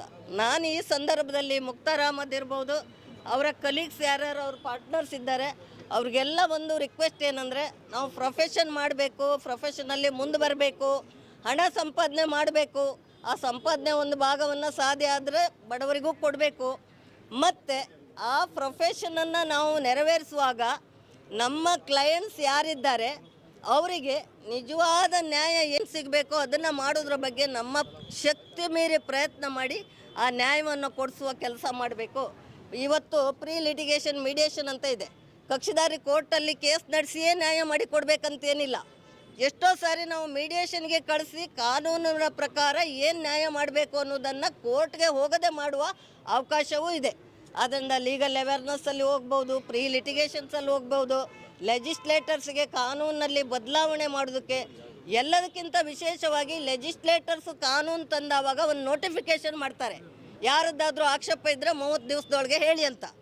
ಆ ಸಂದರ್ಭದಲ್ಲಿ ಏನಾದರೂ ಆಕ್ಷೇಪಣೆ ಇದೆಯಾ ಅಂತ ಪರಿಶೀಲನೆ ಮಾಡಬೇಕಾದವರು ವಕೀಲರಾದ್ರಿಂದ ನಮ್ಮ ಎಲ್ಲ ವಕೀಲರುಗಳು ಅದರ ಬಗ್ಗೆ ಸ್ವಲ್ಪ ಗಮನ ಹರಿಸಿ ಅದರಲ್ಲೇನಾದರೂ ಆಕ್ಷೇಪಣೆ ಹಾಕಬೇಕಾ, ಇದು ಸಾರ್ವಜನಿಕರ ಹಿತಾಸಕ್ತಿಗೆ ತೊಂದರೆ ಆಗ್ತದೆ ಅಂತ ಹೇಳಿ ಅವರನ್ನು ಬದಲಾವಣೆ ಮಾಡುವ ಅಥವಾ ಸೋಷಿಯಲ್ ಚೇಂಜಸ್ ಮಾಡುವಂಥ ಅಧಿಕಾರ ಮತ್ತು ಆ ವ್ಯವಸ್ಥೆಯಲ್ಲಿ ಅದೇ ವಕೀಲರು ಪಾತ್ರ ಮಹತ್ತರವಾದರು. ಆದ್ದರಿಂದ ನಾನು ಈ ದಿವಸ ಹೇಳೋದು ಬೇರೆ ಏನಿಲ್ಲ, ಪ್ರೊಫೆಷನ್ನು ಜೀವನೋಪಾಯ, ಅದ್ರ ಜೊತೆಗೆ ಸಾಮಾಜಿಕ ಕಳಕಳಿ ಹೊಂದಿ ನ್ಯಾಯದಾನದಲ್ಲಿ ಪಾರದರ್ಶಕವಾಗಿ ಯಾರಿಗೂ ತೊಂದರೆ ಆಗದಂತೆ, ಮತ್ತು ನಮ್ಮ ಎದುರಿ ಕಕ್ಷಿದಾರರೇ ಇರ್ಬೋದು, ಎದುರಿ ವಕೀಲರೇ ಇರ್ಬೋದು, ನಮ್ಮ ಕಲೀಗ್ ಜೂನಿಯರ್ಸೇ ಇರ್ಬೋದು, ಅವರೆಲ್ಲರನ್ನೂ ನಾವು ಪ್ರೀತಿ ಪಾತ್ರರಾಗಿ ನ್ಯಾಯದ ದೃಷ್ಟಿಯಿಂದ ನೋಡಿಕೊಂಡು ನಾವು ಪ್ರೊಫೆಷನನ್ನು ಕಂಟಿನ್ಯೂ ಮಾಡಿದರೆ ಅದು ಅಡ್ವೊಕೇಸಿ ಇರ್ಬೋದು, ನೋಟ್ರಿ ಪ್ರೊಫೆಷನ್ ಇರ್ಬೋದು, ನಾವು ಯಶಸ್ವಿ ವಕೀಲರಾಗ್ತೀವಿ, ಯಶಸ್ವಿ ನೋಟ್ರಿಗಳಾಗ್ತೀವಿ. ರಾಜಿ ಮಾಡಿಕೊಡೋದಾದ್ರೆ ಸೆಟ್ಲ್ಮೆಂಟಿಗೆ ನಾವು ಫಸ್ಟ್ ಪ್ರಿಫರೆನ್ಸ್ ಕೊಟ್ಟು ಅವ್ರಿಗೆ ನ್ಯಾಯ ಒದಗಿಸಿ ಕೊಟ್ಟರೆ ನಮ್ಗೆ ಒಂದು ಕೇಸ್ ಇವತ್ತು ರಾಜಿಯಲ್ಲಿ ಕ್ಲೋಸ್ ಆದರೂ ನಾಳೆ 10 ಕೇಸ್ ಬರ್ತದೆ ಅಂತ ಈ ಸಂದರ್ಭದಲ್ಲಿ ಹೇಳಿ, ತಾವು ಮೊದಲೇ ಯಾವುದೋ ಆಫೀಸಲ್ಲಿ ಇದ್ರಿ ಅಂತ ಈಗ ಮತ್ತೊಂದು ಆಫೀಸಿಗೆ ಬಂದಿದ್ರಿ, ಅದನ್ನೇ ನೋಡುವಾಗ ಗೊತ್ತಾಗ್ತದೆ ನೀವು ಆಲ್ರೆಡಿ ಅರ್ಧಾಂಶ ಯಶಸ್ಸನ್ನು ಕ್ರಮಿಸಿದ್ರಿ. ಇನ್ನು ಪೂರ್ಣಾಂಶ ಯಶಸ್ಸನ್ನು ಈ ಆಫೀಸ್ನಲ್ಲಿ ಉತ್ತರೋತ್ತರವಾಗಿ ತಮಗೆ ಸಿಗಲಿ. ಹಾಗೆ ಮುಂದಿನ ದಿನಗಳಲ್ಲಿ ಸಮಾಜದಲ್ಲಿ ಬರೀ ನ್ಯಾಯವಾದಿ ಅಲ್ಲ, ಸಮಾಜದ ನಾಯಕತ್ವವನ್ನು ಹಿಡಿಯುವ ಇದರಲ್ಲಿ ತಾವು ಮುಂದುವರಿಬೇಕು ಅಂತ ಈ ಸಂದರ್ಭದಲ್ಲಿ ಹೇಳಿ ನನಗೆ ಇಲ್ಲಿ ಬಂದು 2 ಮಾತನಾಡಲಿಕ್ಕೆ ಅವಕಾಶವನ್ನು ಮಾಡಿಕೊಟ್ಟಂಥ ಮುಖ್ತಾರ್ ಅಹಮದ್ ಅವ್ರ ಕಲೀಗ್ಸು ಹಾಗೆ ಈ ಮಂಗಳೂರಿನಲ್ಲಿರುವಂಥ ಎಲ್ಲ ಮುಖ್ತಾರ್ ಅಹಮದ್ ಅವರ ಅಭಿಮಾನಿಗಳು ಹಾಗೂ ವೇದಿಕೆಯಲ್ಲಿರುವಂಥ ಹಿರಿಯರು ಗಣ್ಯರು ಎಲ್ಲರಿಗೂ ನನ್ನ ವಿಶೇಷವಾದ ಕೃತಜ್ಞತೆಯನ್ನು ಸಲ್ಲಿಸಿ ನನ್ನ 2 ಮಾತುಗಳನ್ನ ಮುಗಿಸ್ತೇನೆ. ಎಲ್ಲ ವಕೀಲರು ಮತ್ತು ಅವರ ಸಹೃದಯಿ ಬಂಧುಗಳು ಸೇರಿರುವ ಜಾಗದಲ್ಲಿ ನಾನೊಬ್ಬ ಮೇಷ್ಟ್ರು. ಸಂತೋಷ ಏನು ಅಂದರೆ ನನಗೆ ಮುಖ್ತಾರ್ ಅವರ ತಂದೆ ನಾನು ಮೇಷ್ಟ್ರಾಗಿದ್ದ ದಿನಗಳಲ್ಲಿ ಅವರು ಮಗನನ್ನು ಕಾಲೇಜ್ ಸೇರಿಸಲಿಕ್ಕೆ 5 ವರ್ಷ ನಮ್ಮಲ್ಲಿ ಓದಿದ್ದಾನೆ ಮುಖ್ತಾರ್. ಒಟ್ಟು 9 ವರ್ಷ ಹೈಸ್ಕೂಲೆಲ್ಲ ಕೂಡ ಬರ್ತಾಯಿದ್ದರು. ಮುಖ್ತಾರ್ ಒಂದು ದಿನ ತಪ್ಪಿಸಿದ್ರು, ಅವರು ತಪ್ಪಿಸ್ತಾ ಇರಲಿಲ್ಲ. ಯಾಕೆಂದರೆ ಆ ಥರದ ಒಂದು ತಂದೆ ಮಗನನ್ನು ಕಟ್ಟಿದ ಒಂದು ರೂಪ ಇದೆಯಲ್ಲ, ಅದು ಯಾರಿಗೂ ಬಹಳಷ್ಟು ಜನರಿಗೆ ಅಪೂರ್ವವಾದಂಥ ಸಂದರ್ಭ. ಆ ತಂದೆಯ ಮಗನಾಗಿ ಮುಖ್ತಾರ್ ಬಹಳ ಯಶಸ್ವಿಯನ್ನು ಕಂಡಿರಬಹುದು ಅಂತ ನಾನು ಭಾವಿಸ್ಕೊಂಡಿದ್ದೇನೆ. ವೇದಿಕೆಯಲ್ಲಿರುವ ಹಿರಿಯರಾದಂಥ ರಮನಾಥ ರೈ ಅವರೇ ಮತ್ತು ಬಲ್ಲಾಳ್ರವರೇ, ಮೇಡಮ್ ಅವರೇ, ಎಲ್ಲರೂ ನನ್ನ ಮಿತ್ರ ಸ್ನೇಹಿತರು ಎಲ್ಲರೂ ಇದ್ದೀರಿ. ಒಂದು ಮಾತು ನಾನು ಈ ಸಂದರ್ಭದಲ್ಲಿ ಹೇಳಲಿಕ್ಕೆ ಇಷ್ಟಪಡೋದೇನೆಂದರೆ, ನಾನು ಒಬ್ಬ ಕನ್ನಡ ಸಾಹಿತ್ಯದ ವಿದ್ಯಾರ್ಥಿ. ಆ ಕಾರಣಕ್ಕೆ ಮುಖ್ತಾರ್ ಆ ದಿನಗಳಲ್ಲಿ ಸ್ವಲ್ಪ ನಮ್ಮೊಟ್ಟಿಗೆ ಚರ್ಚೆ ಮಾಡೋದು ಇತ್ಯಾದಿ ಎಲ್ಲ ಮಾಡ್ತಾಯಿದ್ದ. ನನಗೆ ಅನಿಸ್ತಾ ಇತ್ತು, ನನ್ನಂಥ ಎಲ್ಲ ಅಧ್ಯಾಪಕರಿಗೆ ಅನಿಸ್ತಾ ಇತ್ತು, ಏನಪ್ಪ ಅಂದರೆ ಈತ ಏನಾದರೂ ಒಂದು ಮಾಡಿ ಅನ್ನುವಂಥ. ಇವತ್ತು ನಾವು ಸುಪ್ರೀಂ ಕೋರ್ಟ್ನ ಚೀಫ್ ಜಸ್ಟಿಸ್ನ ಬಗ್ಗೆ ಇವತ್ತು ಪ್ರಜಾವಾಣಿ ಲೇಖನವನ್ನು ಓದ್ತಾ ನನಗೆ ಅನಿಸಿತ್ತು, ನಿನ್ನ ಮುಖಸ್ತುತಿ ಅಂತ ಭಾವಿಸುವುದು ಬೇಡ, ಕಷ್ಟದಲ್ಲಿ ಬಂದ ಮನುಷ್ಯ ಸುಪ್ರೀಂ ಕೋರ್ಟ್ನ ಚೀಫ್ ಜಸ್ಟಿಸ್ ಆಗಿ ಇವತ್ತು ಇತ್ತೀಚೆಗೆ ಅಧಿಕಾರದ ಪ್ರಮಾಣ ವಚನ ಸ್ವೀಕರಿಸಿದ್ದಾರೆ. ಅವರ ಬಗ್ಗೆ ಒಂದು ಲೇಖನ ಇವತ್ತು ಓದಿದೆ. ಶ್ರದ್ಧೆಯಿಂದ ನನಗೆ ಹನೀಫರು ಹೇಳಿದಂತಹ ಔದ್ಯೋಗಿಕ ನೀತಿ, ಪ್ರೊಫೆಷನಲ್ ಎಥಿಕ್ಸ್ ಅಂತ ಪದ ಹೇಳಿದರು ಅವರು. ಮೇಡಮ್ ಅವರು ಇಂಟಿಗ್ರಿಟಿಯ ಬಗ್ಗೆ, ಸೌಹಾರ್ದತೆಯ ಬಗ್ಗೆ ವಕೀಲರುಗಳು ಏನು ಮಾಡ್ಬೋದು ಅನ್ನೋದರ ಬಗ್ಗೆ ಹೇಳಿದರು. ರಮನಾಥ ರೈ ಅವರದ್ದು ನಮ್ಮ ತಲೆಮಾರಿಗೆ, ನನಗೆ ಸ್ವಲ್ಪ ಸೀನಿಯರ್ ಅವರು, ಒಂದೇ ಕಾಲೇಜಿನ ಒಂದು ಕಾಲಕ್ಕೆ ಓದಿದ್ವಿ. ನಾನು ಕಾಲೇಜ್ ಸೇರುವಾಗ ಅವರು ಕಾಲೇಜಿನ ಹೊರಟು ಬಂದಿದ್ದರು ಈಚೆಗೆ. ಹಿರಿಯರು ಆ ಲೆಕ್ಕದಲ್ಲಿ, ಮತ್ತು ಅವರು ರಾಜಕೀಯ ರಂಗದಲ್ಲಿ ಕೂಡ ನಮಗೆ ಅಲ್ಪ ಸ್ವಲ್ಪ ಎಲ್ಲ ಕೇಳಿದ್ದನ್ನೆಲ್ಲ ಕೊಟ್ಟವರು ಅವರು, ನನಗೆ ಗೊತ್ತಿದ್ದ ಹಾಗೆ, ನನಗೆ ನನ್ನ ಸ್ನೇಹಿತರಿಗೆಲ್ಲ. ಇವರ ಮಧ್ಯದಲ್ಲಿ ನಾನು ಕಂಡುಕೊಂಡದ್ದು ಏನಂದರೆ, ಮುಖ್ತಾರಿಗೆ ಉತ್ತಮ ಭವಿಷ್ಯ ಇರ್ಬೋದು, ಎಲ್ಲ ಆಶೀರ್ವಾದ. ಅದು ಜೂನಿಯರ್ ಅಂತ ಹೇಳೋದಿಲ್ಲ, ಕೊಲಿಗ ಅಂತ ಹೇಳ್ತಾಯಿದ್ರು. ನಮ್ಮಲ್ಲಿ ಆ ಒಂದು ಪದ ಇದೆ, ಸಹೋದ್ಯೋಗಿ ಅಂತ. ಎಲ್ಲರೂ ಕೂಡ ಸಹೋದ್ಯೋಗಿಗಳೇ, ಹಿರಿಯರು ಕಿರಿಯರು ಅದನ್ನೆಲ್ಲ ಮಾತಾಡಲಿಕ್ಕಿಲ್ಲ ಅಂತ. ಹಾಗೆ ಮುಖ್ತಾರ್ ಅಹಮದ್ ಅವರಿಗೆ ಉತ್ತಮ ಭವಿಷ್ಯತ್ತಿರಬಹುದು, ಗೊತ್ತಿಲ್ಲ, ಅಲ್ಲಾಹು ಏನು ನಮ್ಮ ಲೆಕ್ಕದಲ್ಲಿ ಬರೆದಿಟ್ಟಿದ್ದಾರೆ ಗೊತ್ತಿಲ್ಲ. ಹಾಗೆ ಒಂದೊಮ್ಮೆ ಆ ಮಟ್ಟಕ್ಕೆ ಹೋಗೋದಾದರೆ ಅವರ ಅಪ್ಪನ ಆಶೀರ್ವಾದ ಮತ್ತು ಅವರ ಪ್ರಯತ್ನ ಇನ್ನೂ ಮುಂದುವರಿತದೆ. ಹಾಗೆ ಕಷ್ಟದ ದಿನಗಳಲ್ಲೂ ಕೂಡ ಅವರು ಬಹಳ ಶ್ರೇಯಸ್ಸಿನಿಂದ ಬಂದವರು. ನಿಮಗೆ ಒಂದು ರೀತಿಯಲ್ಲಿ ಮುಂದಕ್ಕೆ ಹೈಕೋರ್ಟ್, ಸುಪ್ರೀಂ ಕೋರ್ಟ್ ಈ ಥರದಲ್ಲಿ ಎಲ್ಲ ಹೋಗುವಂಥ ಅವಕಾಶ ಪರಮಾತ್ಮ ನಿಮಗೆ ಒದಗಿಸಿಕೊಡಲಿ ಅಂತ ಹೇಳ್ತಾ, ಇಂಥ ಕೆಲಸ ಮುಂದೆಯೂ ಕೂಡ ಮಾಡ್ತಾ ಹೋಗಿ. ವಕೀಲರ ಪ್ರೊಫೆಷನ್ ಬಗ್ಗೆ ನಮಗೆ ಸೀತಾರಾಮ್ ಶೆಟ್ಟರು ಅವರು ತೀರಿಕೊಂಡಿದ್ದಾರೆ, ಒಂದು ಮಾತೇ ಹೇಳ್ತಾಯಿದ್ರು, ವಕೀಲರಾಗೋದು ಅಂದರೆ ಅಡ್ವೊಕೇಟ್, ವಕೀಲರು, ಲಾಯರ್ಸ್ ಎಲ್ಲ ಹೇಳಿದ್ರಲ್ಲ ಮೇಡಮ್. ಸೀತಾರಾಮ್ ಶೆಟ್ಟರ ವರ್ಷನಲ್ಲಿ ಹೇಳೋದಾದರೆ ಒಂದು ಮಾತು ಹೇಳ್ತಾಯಿದ್ರು, ಆಜಾನುಭಾವು ನೋಡಿದ್ರೇ ಜಡ್ಜಿ ಮತ್ತೊಮ್ಮೆ ನೋಡ್ತಾಯಿದ್ರು. ಹೊಸ ಜಡ್ಜಿಗಳು ಬಂದರೆ ನಮ್ಮ ಇದರಲ್ಲಿ ಇಲ್ಲಿಂದ ಹುಬ್ಬಳ್ಳಿಯವರೆಗೆ ರಾತ್ರಿ ಬಸ್ಸಿನಲ್ಲಿ ಹೋಗ್ತಾಯಿದ್ರು, ಬೆಳಗ್ಗೆಯಲ್ಲಿ ವಾದ ಮಾಡ್ತಾಯಿದ್ರು, ಮರುದಿವಸ ಬೆಳಗ್ಗೆ ಬಂದು ಮಂಗಳೂರಿನಲ್ಲಿ ವಾದ ಮಾಡ್ತಾಯಿದ್ರು. ಅಂಥ ಒಂದು ದುಡಿಮೆಯ ವ್ಯಕ್ತಿ ಸೀತಾರಾಮ್ ಶೆಟ್ಟರು ವಕೀಲರ ಬಗ್ಗೆ ಒಂದು ಮಾತು ಹೇಳ್ತಾಯಿದ್ರು, ಏನಂದರೆ ನಾಡನ್ನು ಕಟ್ಟಬಹುದು ಆತ, ನಾಡನ್ನು ಬಿಡಿಸ್ಬೋದು ಆತ. ಕಟ್ಟಬಹುದು ಅಂದರೆ ಅದು ಗೊತ್ತಾಯಿತು, ನಾಡನ್ನು ಬಿಡಿಸ್ಬೋದು ಅಂದರೆ ಇವನನ್ನು ನಾಡಿಂದ ಓಡಿಸ್ಬೋದು ಜನ ಎನ್ನುವ ಅರ್ಥದಲ್ಲಿ ಹೇಳ್ತಾಯಿದ್ರು. ಆದ್ದರಿಂದ ನಾಡನ್ನು ಕಟ್ಟುವ ಮುಕ್ತರಾಗಿ ಮುಂದೆ ಬರಲಿ ಅಂತ ನಾವೆಲ್ಲ ಆಶಿಸ್ತೇವೆ. ವಂದನೆ. ಉಪಸ್ಥಿತರಿರುವ ಗಣ್ಯರೇ, ಅದೇ ರೀತಿ ಮುಖ್ತಾರ್ ಅವರ ಆಫೀಸ್ ಇನಾಗ್ರೇಷನಿಗೆ ಬಂದಂಥ ಎಲ್ಲ ಹಿತೈಷಿಗಳೇ, ಎಲ್ಲರ ಹೆಸರು ಹೇಳಿದರೆ ಸಮಯ ಆಗುತ್ತೆ. ಎಲ್ಲರೂ ಕೂಡ ಮಾತಾಡಿದರು, ಭಾಳ ಸಂತೋಷ ಕೂಡ ಆಯಿತು. ಇದೊಂದು ವಿಭಿನ್ನ ಕಾರ್ಯಕ್ರಮ. ಆಫೀಸ್ ಇನಾಗ್ರೇಷನ್ ಉದ್ಘಾಟನೆ ಎಲ್ಲ ಕಡೆ ಆಗುತ್ತೆ, ಅಲ್ಲಿ ಇದು ಯಾಕೆ ಒಂದು ವಿಭಿನ್ನ ಅಂತ ಹೇಳಿದರೆ, ನಾನಿಲ್ಲಿ ವಾಚ್ ಮಾಡ್ತಾ ಇದ್ದೀನಿ, ಅವರ ಪೋಷಕರಿದ್ದಾರೆ, ಅವರಿಗೆ ಹೆಣ್ಣು ಕೊಟ್ಟವರಿದ್ದಾರೆ, ಅವರಿಗೆ ಕಲಿಸಿದವರಿದ್ದಾರೆ, ಅವರ ರಾಜಕೀಯ ಗುರುಗಳಿದ್ದಾರೆ, ಅವರ ಸ್ನೇಹಿತರಿದ್ದೀವಿ ನಾವುಗಳಲ್ಲ, ಎಲ್ಲರೂ ಇರುವಂಥ ಒಂದು ಕಾರ್ಯಕ್ರಮ ಇದು. ಪ್ರಾಯಶಃ ಪ್ರಥಮತ ಈ ರೀತಿ ಒಂದು ಕಾರ್ಯಕ್ರಮ ನಡೀತಾ ಇರೋದಂತ ಅನಿಸ್ತದೆ. ಇದಕ್ಕಾಗಿ ನಾನು ಮುಖ್ತಾರ್ ಅವರನ್ನು ಅಭಿನಂದಿಸ್ತೀನಿ. ಎರಡನೇದಾಗಿ ನಮ್ಮ ರಮನಾಥ ರೈ ಅವರು ಮಾತಾಡುವಾಗ ಹೇಳಿದರು, ನಾನು 2ನೇ ಕಚೇರಿ ಉದ್ಘಾಟನೆಗೆ ಬಂದ ಅನಿರೀಕ್ಷಿತವಾಗಿ ಅಂತ. ಈಗ ನಾನು ಬಲ್ಲಾಳ್ರವರಿಗೆ ಮತ್ತು ನಮ್ಮ ರಮನಾಥ ರೈ ಅವರಿಗೆ ಹೇಳೋದು, ಅದು ನಿಮಗೆ ಅನಿರೀಕ್ಷಿತವಾಗಿರ್ಬೋದು, ಆದರೆ ನಮಗೆ ನಿರೀಕ್ಷಿತ. ಯಾಕೆಂತ ಹೇಳಿದರೆ ಈ ಜಿಲ್ಲೆಯಲ್ಲಿರುವಂತಹ ಸಜ್ಜನ ರಾಜಕಾರಣಿಗಳಲ್ಲಿ ಗುರುತಿಸಿಕೊಂಡವ್ರು ನೀವು. ನಿಮಗೆ ಅಧಿಕಾರ ಇದ್ದರೂ ಇಲ್ಲದಿದ್ದರೂ ನಿಮ್ಮೊಟ್ಟಿಗೆ ನಾವು ಇರ್ತೀವಿ ಅಂತ ನಾನು ಹೇಳಲಿಕ್ಕೆ ಬಯಸ್ತೇನೆ. ಮತ್ತು ಇನ್ನೊಂದು ಏನಂತ ಹೇಳಿದ್ರೆ, ನಮ್ಮ ಹನೀಫ್ ಭಾಯ್ ಅವರು ತಮ್ಮ ಮಾತಿನಲ್ಲಿ ಮುಕ್ತಾರ್ ಬಗ್ಗೆ ಪ್ರಶಂಸೆ ಮಾಡಿದರು. ನಾನು ಕೂಡ ಹನೀಫ್ ಭಾಯ್ ಅವರ ಆಫೀಸ್ ಸೇರಬೇಕಂತಿದ್ದೆ, ಆಗ ಅಲ್ಲಿ ಫುಲ್ ಹೌಸ್ ಆಗಿತ್ತು, ಅದಕ್ಕೆ ಕಾರಣ ನಾನು ಬೇರೆ ಕಡೆ ಸೇರಿದೆ. ಒಬ್ಬ ಹಿರಿಯ ನ್ಯಾಯವಾದಿ ಕಿರಿಯ ನ್ಯಾಯವಾದಿಯನ್ನು ಮೆಚ್ಚುಗೆಯಿಂದ ಮಾತಾಡೋದು ಭಾಳ ದೊಡ್ಡ ವಿಷಯ ಈ ಪ್ರೊಫೆಷನಲ್ಲಿ. ನನಗೆ ಗೊತ್ತು, ಯಾರು ಸೀನಿಯರ್ಗೆ ಜೂನಿಯರ್ ಬಿಟ್ಟು ಹೋದರೆ ಸ್ವಲ್ಪ ಅಸಮಾಧಾನವೇ ಜಾಸ್ತಿ ಇರೋದು. ಯಾಕೆಂದರೆ ಒಬ್ಬ ಜೂನಿಯರ್ ಹೋಗುವಾಗ 4 ಕ್ಲೈಂಟ್ ಒಟ್ಟಿಗೆ ಹೋಗುತ್ತೆ. ಅಂಥದ್ರಲ್ಲಿ ಅವರ ಮೆಚ್ಚುಗೆಯನ್ನು ಗಳಿಸಿ ಬಂದಂಥ ಮುಕ್ತಾರ್ ಅವರು ಇವತ್ತು ತಮ್ಮ 2ನೇ ದೊಡ್ಡ ಕಚೇರಿಯನ್ನು ಇಲ್ಲಿ ಪ್ರಾರಂಭ ಮಾಡಿದ್ದಾರೆ. ಈ ಕಚೇರಿಯಲ್ಲಿ ಎಲ್ಲವೂ ಅವರು ಸಮಾಜ ಸೇವೆ ಬಗ್ಗೆ ನಮ್ಮ ಸಹೋದರಿ ಹೇಳಿದರು. ನಮಗೆ ಗೊತ್ತಿದೆ, ಅವರು ಸಮಾಜಮುಖಿಯಾಗಿ ವಕೀಲರಾಗಿ ಕೆಲಸ ಮಾಡ್ತಾ ಇದ್ದಾರೆ, ಹಲವಾರು ಸಂಘಟನೆಗಳಲ್ಲಿದ್ದಾರೆ. ನಾವು ಬೆಂಗಳೂರಿಂದ ಇಲ್ಲಿ ಬರಬೇಕಿದ್ದರೆ ಕೇವಲ ಅವರು ವಕೀಲರಾಗಿದ್ದಕ್ಕೆ ಮಾತ್ರ ಬಂದಿದ್ದಲ್ಲ, ಹಲವಾರು ಜನರಿಗೆ ಉಪಯುಕ್ತವಾಗುವ ಕೆಲಸಗಳಲ್ಲಿ ಅವರು ಭಾಗಿಯಾಗುವುದರಿಂದ, ಜನಸ್ನೇಹಿ ಆಗಿದ್ದರಿಂದ, ಜನಾನುರಾಗಿ ಆಗಿರುವುದರಿಂದ ಅವರ ಈ ಕಾರ್ಯಕ್ರಮಕ್ಕೆ ನಾವು ಬಂದಿದ್ದೀವಿ. ಇಂಥ ಕಾರ್ಯಕ್ರಮಗಳು ಇನ್ನೂ ವಕೀಲರುಗಳಿದ್ದಾರೆ ಇಲ್ಲಿ, ಯಂಗ್ಸ್ಟರ್ಸ್ ಎಲ್ಲ, ಅವರ ಕಚೇರಿಗಳು ಕೂಡ ಈ ರೀತಿ ಬೆಳಗಲಿ. ಯಾಕಂತ ಹೇಳಿದರೆ ಹೆಚ್ಚೆಚ್ಚು ವಕೀಲರಾದರೆ ಹೆಚ್ಚೆಚ್ಚು ಕಾನೂನಿನ ಅರಿವು ಬರುತ್ತೆ. ಈಗಿನ ನಮ್ಮ ದೇಶದ ಪರಿಸ್ಥಿತಿಯಲ್ಲಿ ಪ್ರತಿಯೊಂದು ಕ್ಷಣ ಕೂಡ ಹೊಸ ಕಾನೂನು, ಹೊಸ ಪದ್ಧತಿ ನಮ್ಮ ಮುಂದೆ ಬರುವಾಗ ಅದನ್ನು ಕಲಿಯಬೇಕಾದ ಅನಿವಾರ್ಯತೆ ಕೂಡ ನಮಗಿರುವುದರಿಂದ ಹೆಚ್ಚು ಸಂಖ್ಯೆಯಲ್ಲಿ ವಕೀಲರುಗಳಿಗೆ ಅವಕಾಶ ಇದೆ. ಆ ಅವಕಾಶಗಳನ್ನು ನಾವು ಸದುಪಯೋಗಪಡಿಸಿಕೊಂಡು ಸಮಾಜದಲ್ಲಿ ದುಡ್ಡು ಮಾಡಬೇಕು, ಜನರಿಗೆ ಕೆಲಸವನ್ನು ಮಾಡಬೇಕು. ಅದನ್ನು ಮುಕ್ತಾರ್ ಮಾಡ್ತಾ ಇದ್ದಾರೆ, ಮುಂದಿನವರು ಕೂಡ ಮಾಡಲಿ. ಮುಕ್ತಾರಿಗೆ ಮತ್ತು ಅವರ ಸ್ನೇಹಿತರಾದ ಆಶೀಶ್ ಶೆಟ್ಟಿ ಮತ್ತು ಸಹೋದರಿ ಫೈಜಲ್, ಇನ್ನೊಬ್ಬರು ಅಫ್ಸಾನ್, ಇವರಿಗೆಲ್ಲರಿಗೂ ಕೂಡ ಇಲ್ಲಿಂದ ಒಂದು ಉಜ್ವಲ ಭವಿಷ್ಯ ಪ್ರೊಫೆಷ್ನಲ್ಲೂ ಕೂಡ ಸಮಾಜದಲ್ಲೂ ಕೂಡ ದೊರಕಲಿ ಎಂದು ದೇವರಲ್ಲಿ ಪ್ರಾರ್ಥಿಸಿದ ನನ್ನ 2 ಮಾತನ್ನು ಮುಗಿಸ್ತೀನಿ. ಜೈ ಹಿಂದ್, ಜೈ ಕರ್ನಾಟಕ, ಅಸ್ಸಲಾಂ ಅಲೈಕುಂ. ಅವರ ಸಹೋದ್ಯೋಗಿಗಳ ಒಗ್ಗೂಡಿ ಈ ಒಂದು ಕಚೇರಿಯನ್ನು ಇವತ್ತೇನು ಉದ್ಘಾಟನೆಗೊಂಡಿದೆ, ಅದರ ಉದ್ಘಾಟನೆ ಮಾಡಿದಂಥ ನಮ್ಮೆಲ್ಲರ ಹಿರಿಯರು, ಅನೇಕ ಬಾರಿ ಮಂತ್ರಿಗಳಾದಂಥವರು, ನನ್ನ ನಾಯಕರಾದಂಥ ರಮನಾಥ್ ರೈ ಅವರೇ, ವೇದಿಕೆಯಲ್ಲಿ ಉಪಸ್ಥಿತರಿರುವಂಥ ಎಲ್ಲ ಅಗ್ರಗಣ್ಯ ನಾಯಕರೇ, ವೇದಿಕೆಯಲ್ಲಿ ಮುಂಭಾಗದಲ್ಲಿರುವಂಥ ಎಲ್ಲ ಹಿರಿಯರೇ ಕಿರಿಯರೇ, ಇವತ್ತು ನನಗಂತೂ ಭಾಳ ಸಂತೋಷವಾಗ್ತದೆ. ಯಾಕಂತ ಹೇಳಿದ್ರೆ ಮುಕ್ತಾರ್ ಅಹಮದ್ ನನ್ನ ಕಸಿನ್ನ ಮಗ, ನನ್ನ ತಂದೆ ಅಕ್ಕನ ಮಗನ ಮಗ ಮುಕ್ತಾರ್ ಅಹಮದ್. ಯಾವುದೇ ಕೆಲಸ ಇದ್ದರೂ ನಾವು ಮುಕ್ತಾರ್ ಹತ್ರ ಬಂದು ಏನಿದ್ರು ನಾವು ಫಸ್ಟ್ ಕಾಲ್ ಮಾಡೋದು ಮುಕ್ತಾರಿಗೆ. ಇಂಥ ಒಂದು ಮಂಗಳೂರಿನ ಹೃದಯ ಭಾಗದಲ್ಲಿ ಇವತ್ತು ಒಂದು ಉತ್ತಮ ಆಫೀಸ್ ಕಚೇರಿಯನ್ನು ಇವತ್ತು ಉದ್ಘಾಟನೆ ಆಗಿದೆ. ಮಂಗಳೂರು ಅಂದರೆ ಒಂದು ನಮ್ಮ ದಕ್ಷಿಣ ಕನ್ನಡ ಜಿಲ್ಲೆವಾಗಿ ಭಾಳ ಬೇಗವಾಗಿ ಬೆಳೆಯುವಂಥ ಒಂದು ಪ್ರದೇಶ ಮತ್ತು ಅನೇಕ ಇವತ್ತು ಜನಸಂಖ್ಯೆ ಭಾಳ ಜಾಸ್ತಿಯಾಗಿ ದಟ್ಟವಾಗಿ ಬೆಳೆಯುತ್ತಿರುವಂಥ ಒಂದು ಪ್ರದೇಶವಾಗಿದೆ. ಇಂಥ ಪ್ರದೇಶದಲ್ಲಿ ಈ ಜನಸಂಖ್ಯೆ ಜಾಸ್ತಿ ಇರುವಾಗ ಅಲ್ಲಿ ಕಲಹಗಳು ಮತ್ತು ಅದೇ ರೀತಿ ಕೌಟುಂಬ ಕಲಹಗಳು ಮತ್ತು ಇದೇ ರೀತಿ ನಮ್ಮ ವ್ಯವಹಾರ ಇದಾಗಿರ್ಬೋದು, ಅದೇ ರೀತಿ ನಮ್ಮ ಡಾಕ್ಯುಮೆಂಟ್ನ ಕೆಲಸ ಆಗಿರ್ಬೋದು, ಇದಕ್ಕೆಲ್ಲರಿಗೂ ನಮಗೆ ವಕೀಲರು ಬೇಕೇ ಬೇಕು.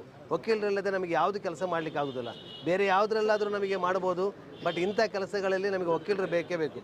ಆದರೆ ಇವತ್ತೇನಾಗಿದೆ, ವಕೀಲರ ಹತ್ರ ಹೋಗಬೇಕಾದ್ರೆ ನಮ್ಮ ಕೀಸೆ ಭಾಳ ಗಟ್ಟಿಯಾಗಬೇಕಾಗಿದೆ.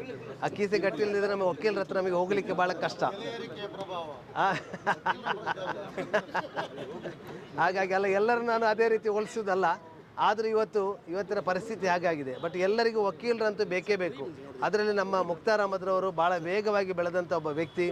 ನಮ್ಮ ವಕೀಲರ ವ್ಯಕ್ತಿಯಲ್ಲಿ ಮಾತ್ರ ಅಲ್ಲ, ಅವರು ಒಂದು ಮಸೀದಿಯಲ್ಲಿ ಅನೇಕ ವರ್ಷಗಳ ಕಾಲ ಅಧ್ಯಕ್ಷರಾಗಿದ್ದುಕೊಂಡು ಅಲ್ಲಿ ಭಾಳಷ್ಟು ಅಭಿವೃದ್ಧಿಯನ್ನು ಮಾಡಿದ್ದಾರೆ ಮತ್ತು ಸಂಘ ಸಂಸ್ಥೆಗಳಲ್ಲಿ ಭಾಳ ಮುಂಚೂಣಿಯಲ್ಲಿ ನಿಂತು ಭಾಳಷ್ಟು ಕೆಲಸ ಮಾಡುವಂಥ ಒಬ್ಬ ವ್ಯಕ್ತಿ ಮತ್ತು ಎಲ್ಲರಿಗೂ ಪರೋಪಕಾರಿ, ಎಲ್ಲರಿಗೂ ಒಂದು ಉಪಕಾರ ಮಾಡುವಂಥ ಒಬ್ಬ ವ್ಯಕ್ತಿಯಾಗಿದ್ದಾರೆ. ಮತ್ತು ಅವರ ಫ್ರೆಂಡ್ ಸರ್ಕಲ್ ಭಾಳ ದೊಡ್ಡದಾಗಿದೆ. ಹಾಗಿರುವಾಗ ಅವರಿಗೆ ಭಾಳ ದೊಡ್ಡ ಭವಿಷ್ಯ ಇದೆ ಮುಂದಿನ ದಿನಗಳಲ್ಲಿ. ಇಂಥ ಕಚೇರಿಯಲ್ಲಿ ಮಾಡಿದ್ದಾರೆ. ಇನ್ನು ಮುಂದಿನ ದಿನಗಳಲ್ಲಿ ದೊಡ್ಡ ಒಂದು ಕಚೇರಿಯಾಗಿ ಒಂದು 50 ಜನ ಅವರ ಕೆಳಗಡೆ ಕೆಲಸ ಮಾಡುವಂಥ ರೀತಿಯಲ್ಲಿ ದೇವರವರಿಗೆ ಅನುಗ್ರಹಿಸಲಿ ಅಂತ ಹೇಳುತ್ತಾ ಅವರಿಗೆಲ್ಲ ರೀತಿಯ ಶುಭವನ್ನು ಕೋರುತ್ತಾ ನನ್ನ ಮಾತಿಗೆ ವಿರಾಮ.